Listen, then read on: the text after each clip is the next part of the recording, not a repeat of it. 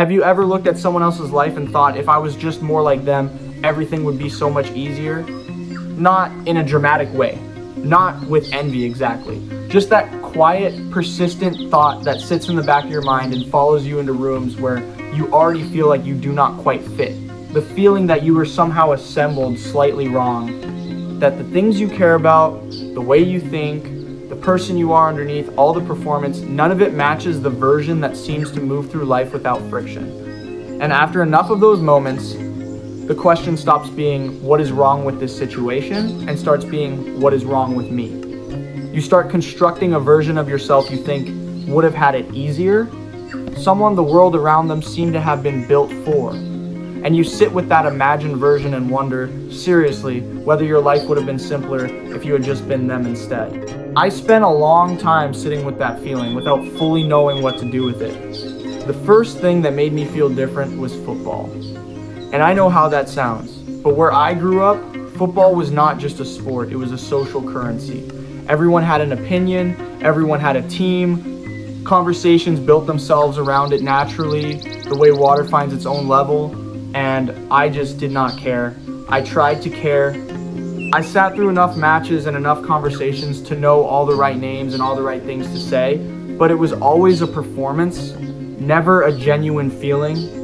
And the specific kind of loneliness that comes from being in a room full of people animated by something you feel absolutely nothing about is hard to explain. You are surrounded by people and still somehow on the outside of the conversation, not because you were excluded, but because there was nothing real in you to bring to it. You can only perform something for so long before the exhaustion of it becomes more visible than the thing you were trying to hide. Then there was anime, which went in exactly the opposite direction. Because while football was the thing I was supposed to love and did not, anime was the thing I actually loved and was supposed to hide. The storytelling, the worlds, the way it could take an emotion and stretch it into something you felt in your whole body. I was genuinely pulled into all of it in a way I had never been pulled into anything my peers seemed to care about. And the response from the people around me was consistent and immediate. That is for kids. That is weird. Why are you watching cartoons? There was no real conversation about it, no curiosity, just a verdict delivered and moved on from. So I learned to keep that part of myself quiet too. Filed it away, somewhere less visible, something to return to alone.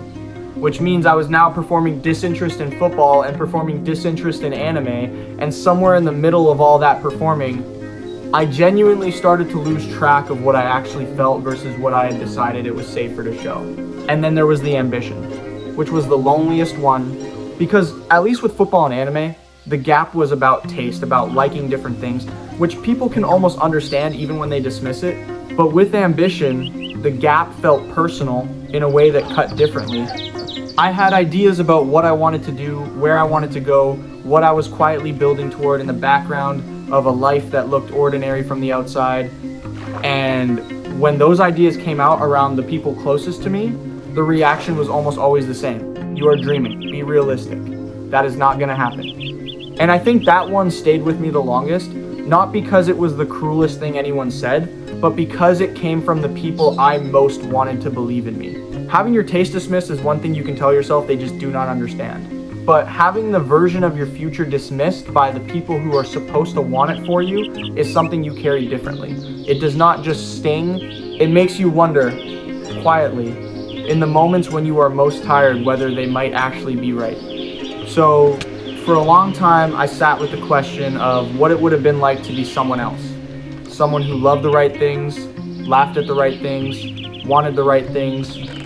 Someone who fit without having to think about it. Someone whose ambitions matched the ceiling people had already decided was appropriate. I imagined that version of life as easier, frictionless, accepted. A version of me that walked into rooms and belonged there without any performance, without the constant quiet awareness of being slightly out of place. And the honest thing is that I did not just wish I was that person sometimes. I genuinely grieved not being them. Like mourning a life you never lived, but somehow still feel the loss of. But here's the thing I started to notice. Slowly, the more I actually paid attention to the people around me, almost everyone wants to stand out. Almost everyone at some level wants to be noticed, to be remembered, to mean something beyond just existing inside the same routine as everyone else. The want is nearly universal. You can feel it in how people dress, how they talk, what they post, what they perform. But the willingness to actually be different, to genuinely like the wrong things, to want more than what is considered reasonable, to not fit the mold people have already built for you, that part is rare. Because being different has a cost that wanting to be different does not. Wanting to stand out is free. Actually standing out means giving up the comfort of being understood, and most people are not willing to pay that price without flinching, which is the contradiction that took me the longest to see clearly. The same people who made me feel strange for not watching football on weekends wanted their own lives to mean something beyond the ordinary. The same people who called my ambitions unrealistic had private dreams they kept quiet to avoid the same judgment they handed me. We were all managing the same fear, the fear of being seen as too much or not enough, or simply wrong. But the ones who stayed safely inside the fold got to keep their dignity intact, while the ones who stepped outside it got called dreamers. Not because dreaming is wrong, but because other people's ambition is uncomfortable when you have decided to stand still.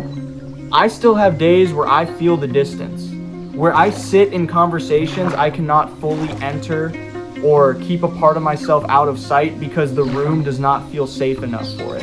That has not gone away.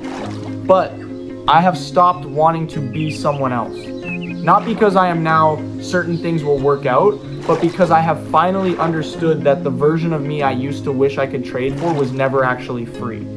He was just someone who had learned to want less, to stay smaller, to fit inside the space people assigned him without asking whether that space was actually his. I would rather be misread on the way to somewhere than be perfectly understood standing still. Everyone wants to be extraordinary, but extraordinary is just what ordinary looks like before it arrives. The people calling you a dreamer are not seeing something you cannot. They are standing at the bottom of a mountain, looking up and calling the climb unrealistic. You are the only one who knows what you can see from where you are. Keep climbing.